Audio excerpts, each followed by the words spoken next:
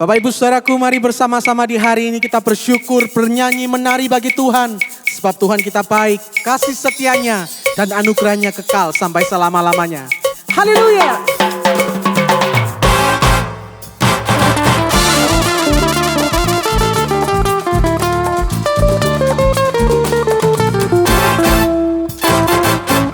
Aku berterima kasih, bersuka di hadiratnya. Dia telah ubahkan ratapanku menjadi tari-tarian. Hidupku diubahkannya, hatiku dipulihkannya. Korban pujian, syukurku naikkan, sembah sujud bagimu. Ku tak dapat berhenti memuji dan memuliakan namamu.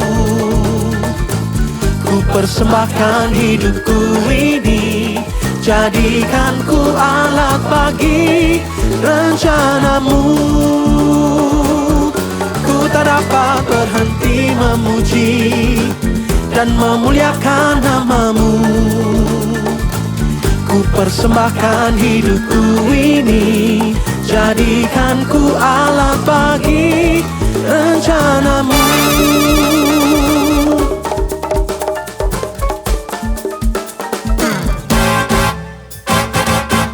Aku berterima kasih, bersuka di hadiratnya. Dia telah ubahkan ratapanku menjadi tari-tarian. Hidupku diubahkannya, oh hatiku dipulihkannya.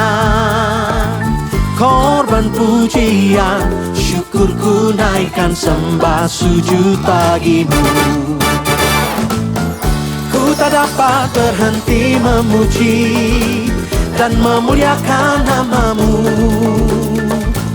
Ku persembahkan hidupku ini, jadikan ku alat bagi rencanamu.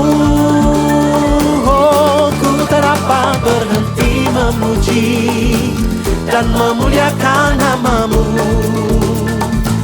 Ku persembahkan hidupku ini, jadikan ku alat bagi rencanamu.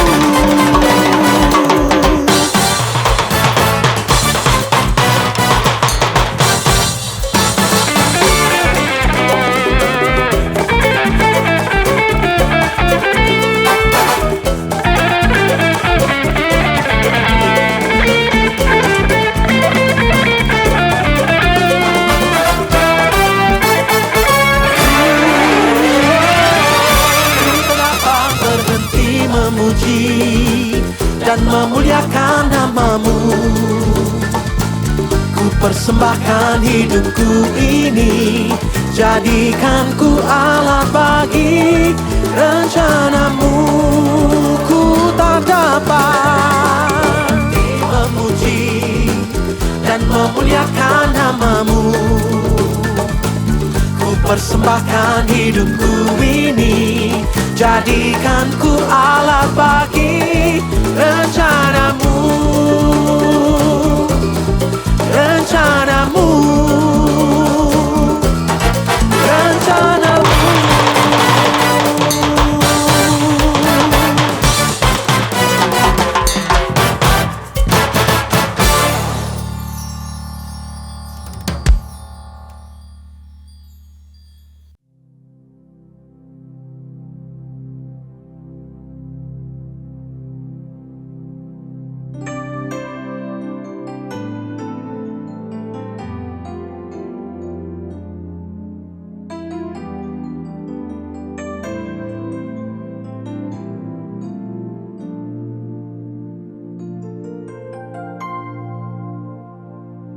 Sinar kemuliaan-Mu Bapa memenuhi sekelilingku. Ku rasakan hadirat-Mu, Kau tenggelamkan menenangkan jiwaku. Ku ingin tetap tinggal bersamamu.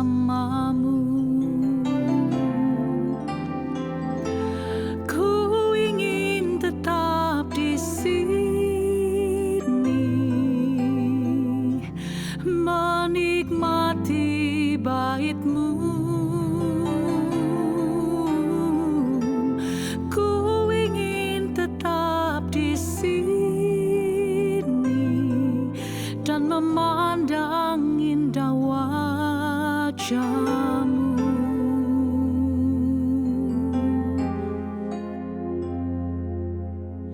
Sinar kemuliaan-Mu Bapa memenuhi sekelilingku. Ku rasakan hadirat-Mu, Kau tenggelamkan jiwaku. Ku ingin tetap tinggal bersamamu.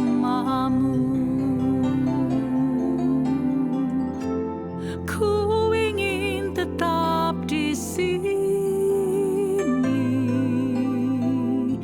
menikmati bait-Mu.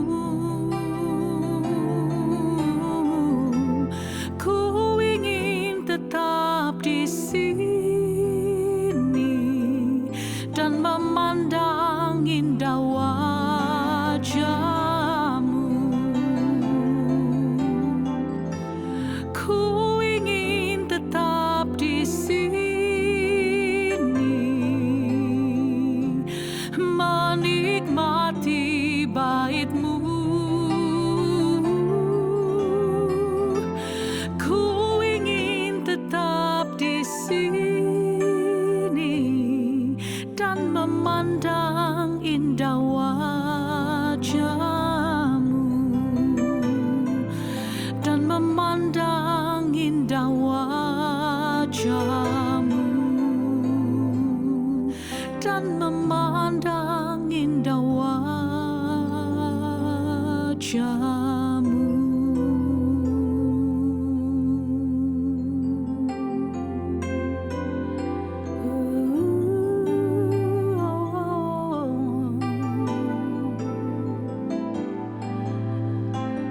Ku rindu tinggal tetap di hadirat-Mu.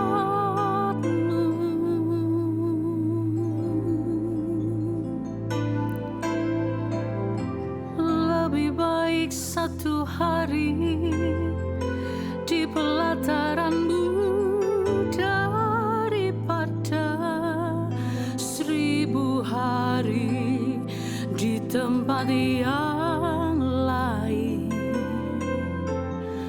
Oh, ini rinduku Tuhan. Oh, ku menyembah, ku memuji, ku sanjung Engkau Tuhan. Oh, tak mau ku jauh dari-Mu. Di hadirat-Mu, dekat dengan-Mu Tuhan. Oh.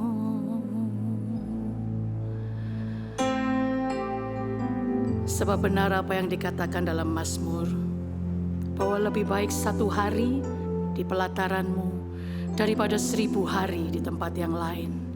Seumur hidup kami, itu yang kami rindu.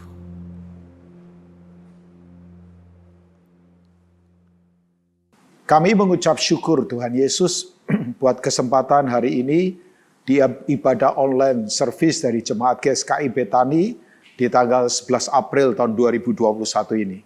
Kami percaya pujian penyembahan yang sudah kami naikkan itu berkenan di hadapan-Mu.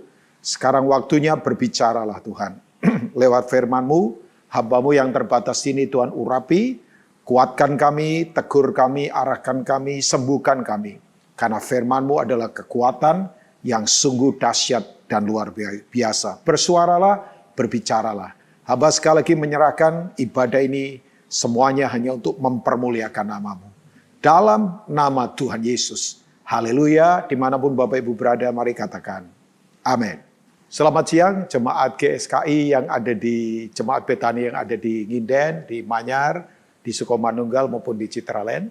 Sebuah kehormatan yang Tuhan berikan tentunya buat saya untuk kembali ada di ibadah dari jemaat ini. Ya, walaupun kita masih bertemu lewat virtual, saya yakin semua itu tidak akan menghalangi untuk kita tetap konsentrasi, kita menyembah Tuhan dan kita mendengar apa yang menjadi kerinduan hati Tuhan. Saya berterima kasih pada Pastor Aswin dengan semua diaken yang ada di gereja ini ya. Sebuah kehormatan buat saya untuk melayani saudara. Nah, hari ini saya ingin berbicara tentang satu tema namanya bagaimana kita punya sudut pandang ilahi dalam kehidupan ya.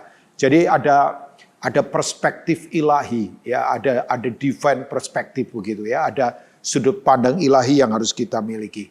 Nah, Bapak Ibu semua, sebetulnya begini, dalam kehidupan kita ini kita akan harus memutuskan banyak hal ya, keputusan buat bisnis, keputusan buat nanti masa depan anak-anak kita, keputusan buat keluarga, keputusan apapun yang akan kita harus putuskan di depan ini. Ada banyak keputusan yang harus kita buat. Nah, ternyata begini memang, keputusan apapun itu akan punya resiko yang harus kita tanggung.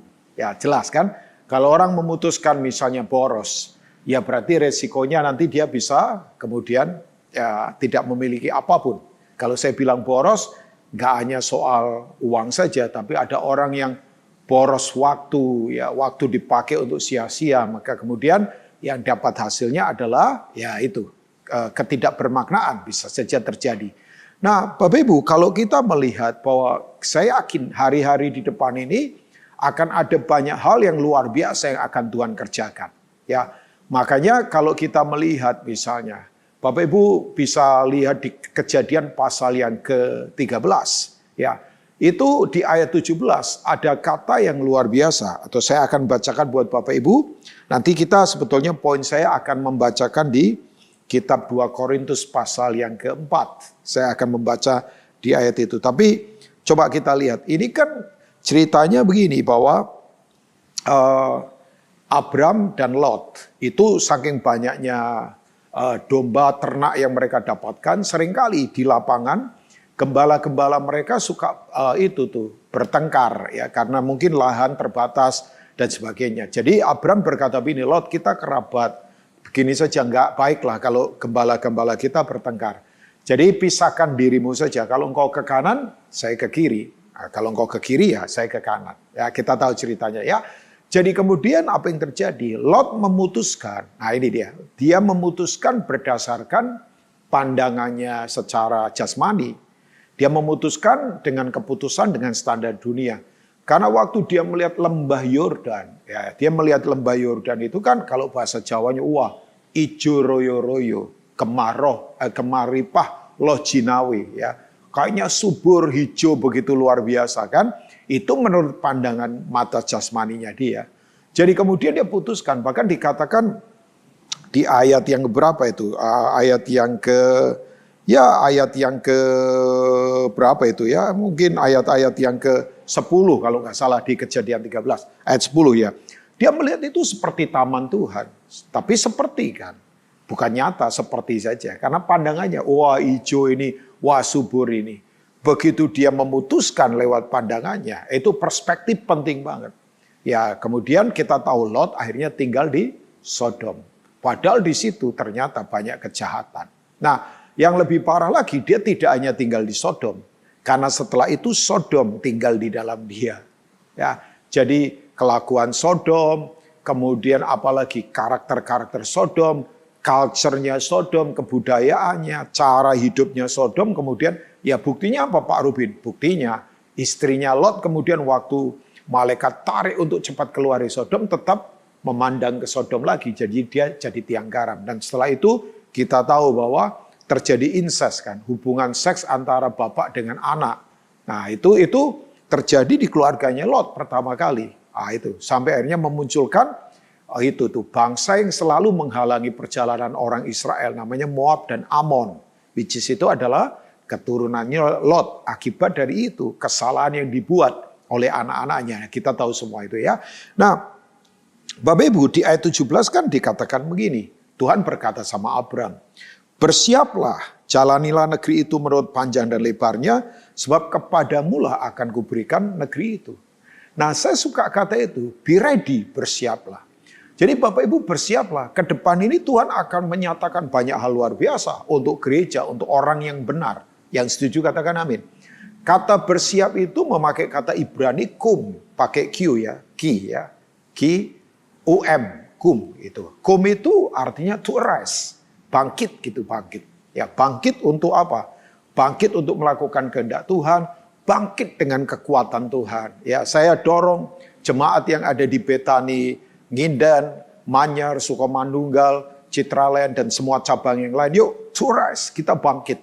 Ya, kita jangan pesimis, kita jangan kemudian putus asa. Kita mesti to arise karena memang Tuhan berkata bersiaplah. Tuhan janjikan itu, bersiaplah, jelajahi semuanya. Bersiaplah, keturunanmu akan berdampak. Generasi-generasi anak-anak kita akan berdampak dalam kehidupan. Yang percaya katakan amin. Nah, Bapak Ibu begini, waktu kemudian Lot memilih lembah Yordan yang secara dunia subur, secara dunia bagus itu kan seakan-akan begini, waktu Lot memilih semua yang terbaik itu seakan-akan pilihan untuk Abraham sudah habis kan. Karena dipilih oleh Lot. Gak seolah-olah. Ya, tapi kuncinya Bapak Ibu semua itu ada di ayat yang ke-14. Saya akan baca di Kejadian 13 itu ya. Setelah Lot berpisah daripada Abram, berfirmanlah Tuhan kepada Abram, pandanglah sekelilingmu dan lihatlah ke tempat kau berdiri, ke timur, ke barat, utara dan selatan. Jadi sekali lagi, waktu Lot memilih yang terbaik itu secara standar dunia, kesannya Abram tidak punya lagi pilihan, habis kan. Tapi tidak usah takut. Kata kuncinya adalah the word of God, firman Tuhan. Tuhan berfirman, lihatlah Abram. Nah itu tuh, pandanglah. Jadi begini, kita memilih bukan berdasarkan mata jasmani kita. Ya, orang kan suka sekali memilihnya, wah ini bisnis kayaknya bagus ini. Wah ini kayaknya cepat kita untung ini. Wah kayaknya kita kalau kerjakan ini luar biasa ini, hasilnya cepat. Jangan Bapak Ibu. Kita tidak melihat berdasarkan pandangan mata jasmani kita. Kita harus tetap melihat berdasarkan pandangan mata rohani, pandangan firman Tuhan dalam kehidupan. Kuncinya adalah apa? Tuhan berfirman, Bapak Ibu. Makanya ini yang membuat kita jadi berbeda. Kalau Tuhan berfirman, powerful, luar biasa. Nanti saya akan beritahu beberapa hal ya, bahwa kuasa firman itu pasti ada kepastian. Yang setuju katakan amin. Kuasa firman pasti ada apa? Keberhasilan. Firman loh, saya tidak berkata sekedar biasa, tapi firman Tuhan itu punya kuasa kepastian, keberhasilan, ada pelaksanaan yang begitu luar biasa. Nah, sekarang saya ingin mengajak kita ya, jadi yang tadi saya jelaskan kita harus putuskan banyak hal. Tapi pandangan kita harus jangan sesuai dengan standar keinginan kita atau sesuai standar dunia. Tapi harus tetap pandangan rohani yang kuat. Nah, kalau kita melihat di 2 Korintus pasal yang keempat, ya, saya yakin nanti di screen, di tempat Bapak Ibu semua sekarang mengikuti ibadah online ini kita akan diperlihatkan ayat-ayat yang akan tim multimedia tampilkan. Tapi kita coba lihat ayat yang ke-18, ya, kita coba lihat. Nah ini dia. Sebab kami tidak memperhatikan yang kelihatan. Itu yang tadi Lot pilih ya. Dia melihat yang kelihatan secara mata jasmani. Wah kayaknya asik. Wah kayaknya ini untung besar ini. Wah kayaknya ini luar biasa. Kalau ngandelin ini hebat ini kayaknya. Tapi Paulus berkata, melainkan yang tak kelihatan. Pandangan apa itu? Pandangan iman. Pandangan apa itu? Pandangan firman Tuhan. Ya, karena yang kelihatan adalah sementara. Sedangkan yang tak kelihatan adalah kekal. Yang setuju katakan amin. Nah, dari ayat-ayat ini Bapak Ibu semua, saya ingin coba sharingkan buat Bapak Ibu ada beberapa prinsip untuk kita ini punya perspektif yang kuat, ya. Sebab sekali lagi begini, pandangan kita kalau salah, keputusan bisa salah. Ya, akibatnya ya kita menuai hal yang tidak enak dalam kehidupan. Contoh yang tadi saya katakan, keluarganya Lot. Nah, akibat pandangan yang salah juga, orang kemudian bisa gampang apa? Terintimidasi, gampang putus asa, gampang kecil hati, gampang tawar hati, ya kan? Karena orang kalau melihat bahwa masalah lebih besar dari Tuhan, yang terjadi adalah yaitu tadi. Kemudian ya dia gampang terintimidasi dalam kehidupan. Enggak, padahal Tuhan jauh lebih besar daripada apapun. Tuhan dahsyat. Tuhan tak terkalahkan dalam hidup kita, ya. Amin. Buat firman Tuhan itu, ya. Nah, kalau kita melihat yang pertama prinsipnya begini Bapak Ibu. Ini prinsip yang sederhana. Yang saya ingatkan lagi untuk Bapak Ibu semua. Saya yakin Bapak Ibu sudah tahu prinsip-prinsip ini. Tapi as a servant of God, sebagai pelayan Tuhan, hamba Tuhan, saya mengingatkan ini. Yang pertama adalah ini dia. Kita ini harus selalu membangun manusia batiniah kita, manusia rohani kita itu dari dalam harus kuat. Ya, sebab kekristenan kan berbicara tentang bagaimana membangun manusia batiniah kita kuat.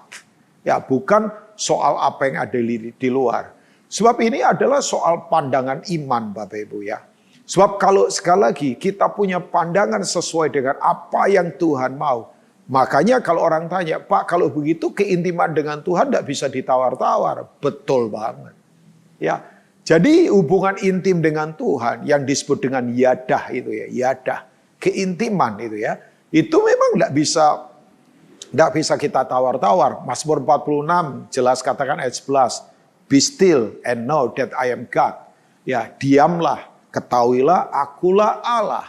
Nah, kalau kita tidak pernah diam, ya bagaimana kita bisa tahu siapa dia? Kalau kita tidak tahu siapa dia, taunya adalah apa? Masalah, taunya adalah apa? Tekanan hidup, taunya adalah kebutuhan. Ya, kita kemudian gampang dikalahkan. Nah, diam itu tidak pasif kan Bapak Ibu. Diam itu nggak gampang loh. Diam itu artinya kita menanggalkan keakuan, menanggalkan pengalaman, menanggalkan kita merasa bisa kan. Bahwa diam itu seperti bahasanya Yesaya 40 kan. Menanti-nantikan Tuhan. Let's go and let's God. Itu artinya totally surrender. Kita berserah total pada Tuhan. Betul-betul menjadikan dia menjadi Tuhan dalam kehidupan kita. Nah, ternyata membangun manusia batiniah itu berhubungan dengan apa sebetulnya? Ya, orang berkata, apakah membangun manusia batiniah itu adalah bahasa roh terus misalnya? Ya, oke lah. Tapi bukan hanya sekedar kita lakukan kebiasaan seperti misalnya nyanyi lagu rohani kuat dan sebagainya. Oke. Ternyata membangun manusia batiniah itu adalah implikasinya kepada kehidupan mentalitas kita yang kuat, Bapak Ibu.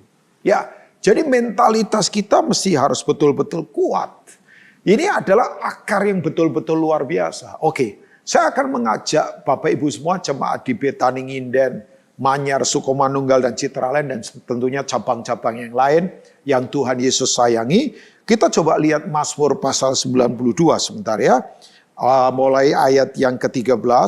Coba kita lihat kitab Mazmur pasal yang ke-92.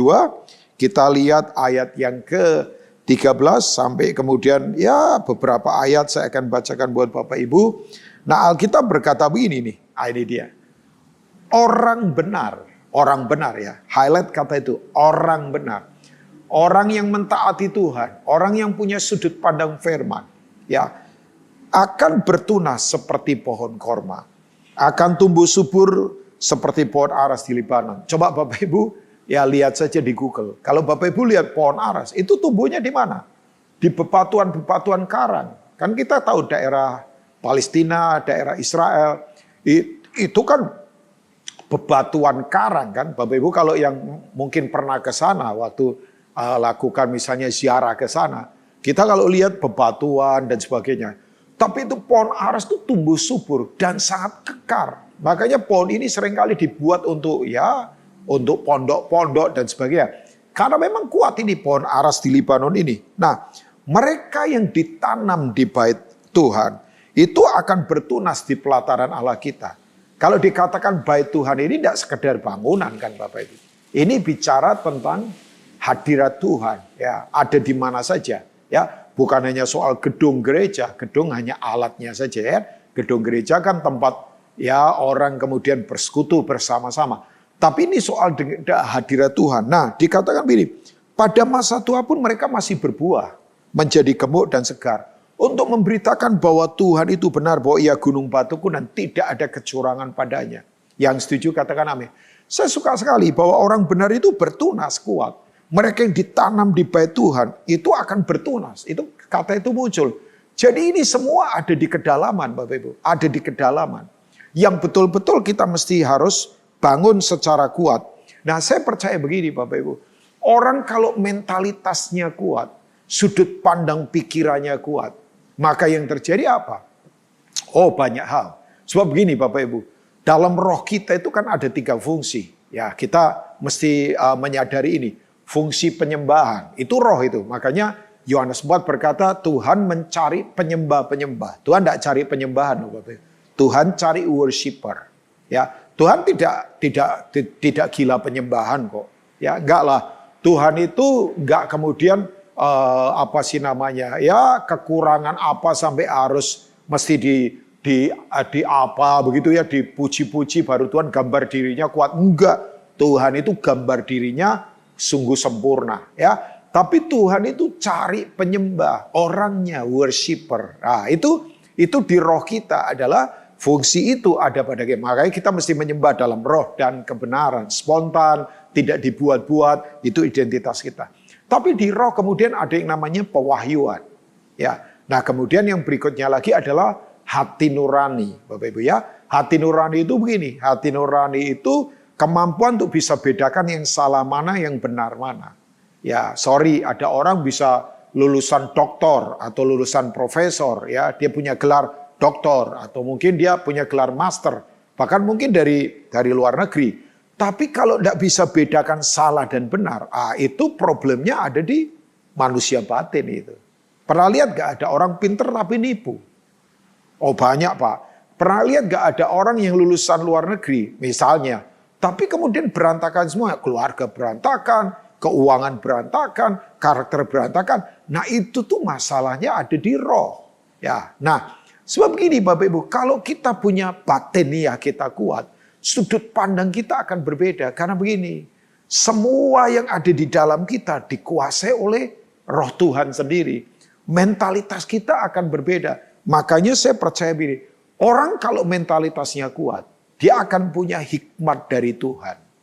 Ya, hikmat dari Tuhan Bapak Ibu. Oh iya, hikmat itu apa Pak Rubin? Nah ini, hikmat itu begini. Hikmat itu ketajaman firman Tuhan. Ya, untuk betul-betul begini, menjadikan hidup kita ini pasti karena firman Tuhan di tengah dunia yang tidak pasti. Makanya saya percaya, di tengah dunia yang tidak pasti ini, Tuhan dengan hikmatnya akan membuat pasti dalam hidup kita. Yang percaya katakan amin. Bahwa di tengah dunia yang tidak pasti, semua nggak pasti loh Bapak Ibu sekarang. Keamanan nggak pasti, bayangkan. Ya kita prihatin kan. Amerika sekarang rasisme naik. Bahkan naiknya lebih dari 100% loh bayangkan.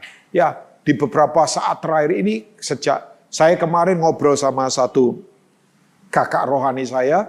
Dia punya saudara di Amerika. Anaknya lulusan Amerika, belum lama pulang dari Amerika. Dia berkata, ada beberapa gereja bahkan sudah ditempelin stiker-stiker ya oleh gereja-gereja Indonesia nih, ada ditempelin stiker. Ya tulisannya provokatif banget. Keluar dari sini kalian. Kalian ini adalah itu disebutnya kung flu, tahu Bapak Ibu. Bukan kung fu tapi kung flu. Flu gitu. Wow, karena mereka berkata ini virus dari Asia ini, bayangkan. Wah, jadi saya berkata, ya ampun. Ya kita tahulah kalau Bapak Ibu ikutin media berita misalnya, serangan secara verbal, secara fisik, secara kata-kata, rasisme begitu luar biasa. Makanya betul nggak ada tempat yang aman di bumi ini kecuali satu, hadirat Tuhan. Ya, makanya saya dorong jemaat yang ada di Betani Ngindan, Betani Manyar, ya di Sukomanunggal, Citraland, cabang-cabang lain semua kita. Yuk adalah pada batinia yang kuat dalam kehidupan. Supaya sudut pandang kita jadi lain. Sudut pandang kita harus kemudian begini. Betul-betul kuat karena Tuhan.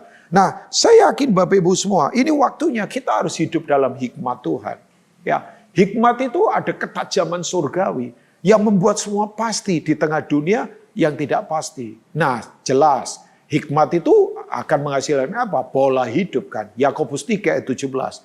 Hikmat dari atas itu murni, peramah, pendamai, ya tidak munafik, tidak memihak, buah yang terdiri dari kebenaran dan sebagainya. Bapak Ibu bisa baca. Jadi hikmat itu selalu menyerang keegoisan dan kedagingan. Hikmat itu selalu menyerang keegoisan dan kedagingan. Hikmat itu murni itu tidak bercampur. Hikmat itu kemudian apa? Tidak gampang pemarah. Itu sudut pandang semua. Begitu melihat kondisi apapun, respon selalu benar. Karena memang sudut pandangnya kuat, sebab batinnya kita kuat. Dan yang kedua Bapak Ibu, nah ini yang akan saya sampaikan buat Bapak Ibu. Untuk kita ini punya sudut pandang ilahi dalam kehidupan. Ya, tidak ada cara lain. Kita harus align. Kita ini harus align dengan Tuhan. Kita ini harus sepikiran dengan firman Tuhan. Katakan sepikiran Bapak Ibu. Ya, kita itu harus apa sih namanya? Synchronize. Kita ini harus punya keselarasan. Saya suka bahasa itu ya. Selaras hidup kita dengan firman Tuhan. Ya. Nah, Bapak Ibu begini, ciri orang yang kuat adalah begini. Dia itu bisa menyelesaikan semua masalah dan keinginan apapun dengan kuncinya satu, dengan firman Tuhan. Ah itu tuh. Ya, kalau kita berkata Bapak Ibu, semua yang ada di kehidupan ini sudah ada dalam firman Tuhan. Makanya kalau kita punya sepikiran dengan firman Tuhan. Saya tadi di awal sudah katakan Bapak Ibu, bahwa firman Tuhan itu punya apa? Kuasa kepastian. Firman Tuhan itu pasti Bapak Ibu. Firman Tuhan itu punya kuasa pelaksanaan. Apa yang firman Tuhan laksanakan tidak mungkin gagal. Tidak ada kekuatan apapun yang bisa menjegal, menggagalkan, ataupun kemudian mencegah firman Tuhan terjadi. Yang setuju katakan amin. Dan yang berikutnya, firman Tuhan itu punya kuasa keberhasilan. Pasti berhasil. Ya kan? Makanya Yosua 1 berkata, jangan lupa engkau merenungkan dan memperkatakan firman itu. Karena itu membuat engkau bertindak hati-hati. Ya, sesuai dengan firman yang tertulis. Yang kamu renungkan itu dan perjalananmu akan apa Bapak Ibu? Berhasil. Perjalanan kita akan berhasil. Karena firman Tuhan. Nah, saya ingin mengajak kita Bapak Ibu ya. Kalau orang itu tidak sepikiran lagi dengan firman Tuhan, maka pikirannya bisa diperbudak oleh ketakutan, oleh intimidasi, oleh atmosfer yang salah. Padahal firman Tuhan itu ya dan amin. Nah, saya ingin mengajak kita, coba Bapak Ibu membaca Yesaya pasal 55. Nah ini dia ya. Yesaya 55 Alkitab berkata begini. Saya percaya yang suka baca Alkitab akan tahu ayat-ayat ini ya. Yesaya 55 berkata bahwa saya mungkin mulai akan membaca ayat yang ya ke-8 lah kita baca ayat-ayat ini. Yesaya 55 ayat yang ke-8. Bapak Ibu bisa lihat di screen mungkin. Tapi bisa lihat di Alkitab kita juga ya. Sebab rancanganku bukanlah rancanganmu dan jalanmu bukanlah jalanku. Seperti demikianlah firman Tuhan. Seperti tingginya langit dari bumi. Demikianlah tingginya jalanku dari jalanmu. Dan rancanganku dari rancanganmu. Jadi kalau Bapak Ibu sekarang misalnya planning sesuatu kok belum terjadi. Yang kita ekspektasikan kok sepertinya gak terjadi yang sesuai kita harapkan. Jangan kecewa. Ya, sebab ini Tuhan punya jalan lebih tinggi daripada jalan kita. Tuhan punya rancangan lebih hebat daripada rancangan kita. Makanya betul, menyerah pada rancangannya Tuhan. Ya, caranya bagaimana? Nah ini dia. Yesaya kemudian tiba-tiba berpuisi. Ayat yang ke-10 ini puisi. Sebab seperti hujan dan salju turun dari langit. Tidak kembali ke situ. Ini lawatan ya, turun ya. Kan kalau Bapak Ibu lihat hujan, saya paling senang kalau lihat hujan. Ya, makanya saya suka berkata begini. Paling asik itu menangis di tengah hujan. Sebab air mata kita jadi tidak kelihatan. Orang tidak perlu tahu. Yang penting Tuhan tahu. Ya, saya itu masih ingat dulu ya. Suka hujan-hujanan. Ya sekarang kadang-kala kena hujan di kepala saya pusing ya. Usia memang ya. Saya yakin Pak Aswin dan yang lain yang seusia-usia ya sudah 50-an naik. Kadang-kala kita tidak tahan kan dengan air hujan ya. Saya kalau dulu masih ya teenager begitu saya masih ingat. Kalau lagi nangis membutuhkan apa karena tidak ada kemampuan, saya suka nangis di tengah hujan. Pas lagi hujan begitu saya nangis. Ya, nggak ada orang yang lihat karena tetesan air mata saya kan tertutup oleh curahan hujan. Tapi Tuhan lihat ya itu tuh. Tapi hujan kalau turun Bapak Ibu yang terjadi begini, yang kotor-kotor jadi dibersihkan. Darah-darah akibat dari kecelakaan, akibat dari orang putus asa, ada pembunuhan, ada apa ya. Kemudian ya ludah-ludah yang kotor, kotoran-kotoran binatang, yang najis-najis misalnya. Ini gambaran ya. Itu dibersihkan, itu lawatan. Ya. Jadi apa yang terjadi kemudian? Nah ini dia. melainkan mengairi bumi, membuatnya subur, dan menumbuhkan tumbuh-tumbuhan, memberikan benih kepada penabur dan roti kepada orang yang mau makan. Luar biasa ya, sangat natural sekali. Ya, jadi ada kehidupan, ada benih, ada pohon yang kemudian tumbuh, ada buah yang bisa dinikmati. Nah ini dia, setelah dia berpuisi, tujuannya dia berkata, demikianlah dia berkata. Inilah, percayalah inilah, firmanku yang keluar dari mulutku. Ia tidak akan kembali kepadaku dengan sia-sia, tetapi ia akan melaksanakan apa yang kukendaki dan akan berhasil dalam apa yang kusuruhkan kepadanya. Jemaat Betani yang percaya katakan, amin. Firman punya kepastian, firman punya pelaksanaan yang kuat, firman punya keberhasilan. Saya ulangi, firman punya kepastian, firman punya pelaksanaan yang kuat, firman punya keberhasilan dalam kehidupan. Nah, saya dorong Bapak Ibu, yuk mari align kita dengan firman Tuhan. Mari kita selaras dengan firman Tuhan. Mari kita renungkan itu. Biarkan firman menjadi sudut pandang kita. Makanya Amsal 4 nanti Bapak Ibu baca ayat yang ke-20 dan seterusnya. Perhatikanlah perkataanku. Ya, sendengkanlah telingamu. Jangan itu menjauh dari matamu. Simpanlah itu di lubuk hatimu. Karena itu akan menjadi kesembuhan buat kita. Yang sakit, terimalah kesembuhan dari firman Tuhan. Ya, kemudian jagalah hatimu dengan segala kewaspadaan. Karena dari situlah terpancar kehidupan. Nah yang kita jaga apa? Firman. Kalau nggak ada firman, apa yang mau kita jaga? Bapak Ibu, miliki ini. Saya tutup dengan yang ketiga. Nah ini. Kalau kita sungguh-sungguh punya perspektif atau sudut pandang ilahi, maka yang terjadi kita akan sadar bahwa kita ini semua di sini musafir. Ya dong, kita ini bukan ada di tempat yang sesungguhnya. Ya, jadi rumah kita, pekerjaan kita, kemudian apa? Fasilitas kita, itu hanya tempat transit. Tempat kita sesungguhnya bukan di sini. Makanya Paulus berkatakan, aku tidak memperhatikan yang kelihatan. Karena yang kelihatan itu barang, fasilitas, rumah, kedudukan, mobil, perusahaan itu sementara saja. Tapi aku memperhatikan yang tidak kelihatan, yaitu kekekalan.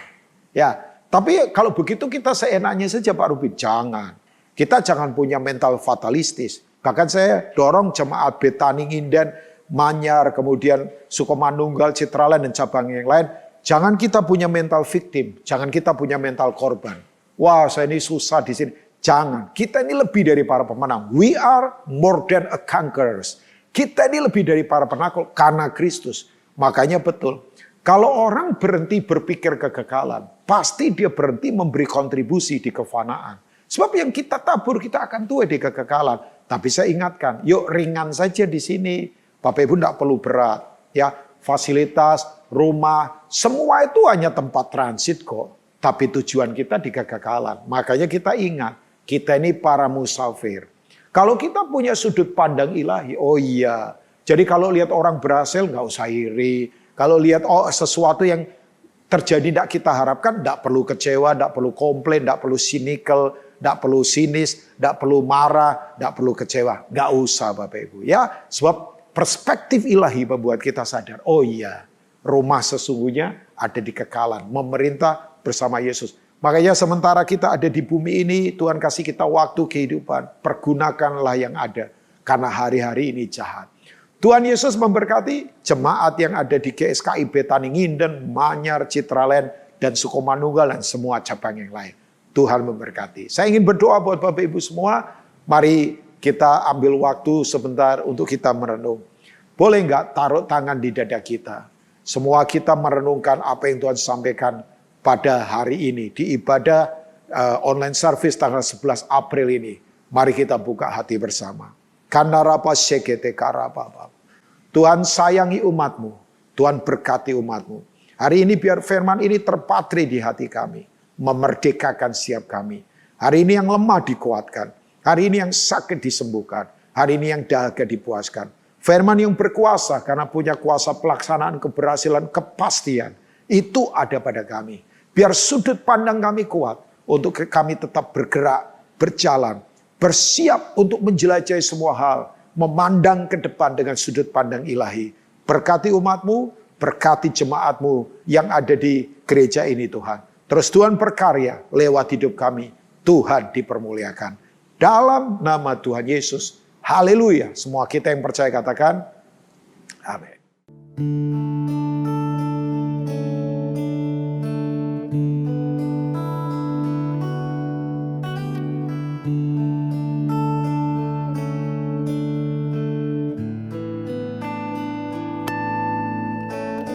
Bila kau rasa gelisah di hatimu, bila kelam kabut tak menentu dirimu, ingat masih ada seorang penolong bagimu.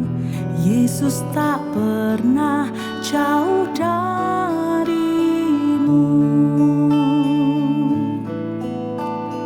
Bila cobaan menggodai hatimu, bila sengsara menimpa keadaanmu, ingat Yesus takkan pernah jauh darimu.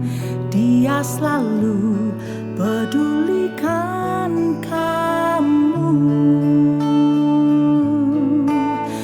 Berseru memanggil namanya, berdoa dia akan segera menghampiri dirimu. Percaya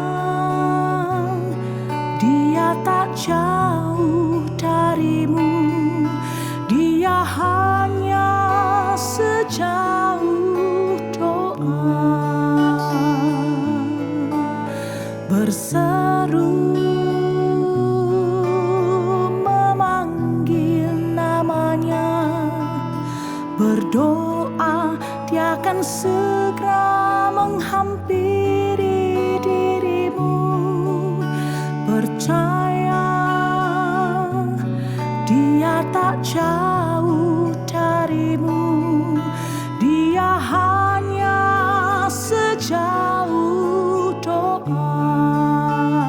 Oh, berseru memanggil namanya, berdoa dia akan segera menghampiri dirimu. Percaya dia tak jauh darimu, dia hanya sejauh doa. Dia hanya sejauh doa. Dia hanya sejauh doa.